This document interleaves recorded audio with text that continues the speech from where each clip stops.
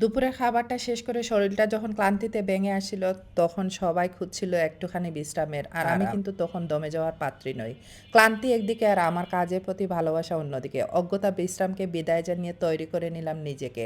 আমার পেজের শাড়িগুলোর জন্য ফটোশ্যুট এবং ভিডিওগুলো তৈরি করে নিলাম। শাড়িটা পরার পর যেন মনে হচ্ছিল ক্লান্তিটা নিমিষে উধাও হয়ে গেল। এবারের কক্সবাজারের ট্রিপে আমার সঙ্গী ছিল আমাদের নিজস্ব পেজের শাড়ি এবং ড্রেসের কালেকশন। সত্যি বলতে এই ব্যবসা গরমে শাড়িগুলো যে এতটা আরামদায়ক হতে পারে তা না পরলে নিজেই বুঝতে পারতাম না। শাড়িগুলো অনেক হালকা এবং কালারফুল ছিল, যেগুলো অনেক ভালো লাগছিল। সাগরের নীল জলরাশির সাথে শাড়ির কালারগুলো যেন পাল্লা দিয়ে সৌন্দর্য বাড়াচ্ছিল। মাশাআল্লাহ, প্রতিটি কালার ছিল দেখার মতো।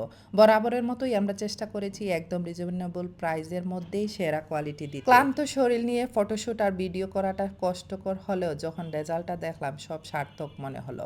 বিচে শান্ত পরিবেশে আমাদের পেজের শাড়িতে নিজেকে অন্যরকম স্নিগ্ধ লাগছিল। শাড়িগুলোর ডিটেলস এবং আরও ছবি দেখতে চোখ রাখুন আমাদের পেজে।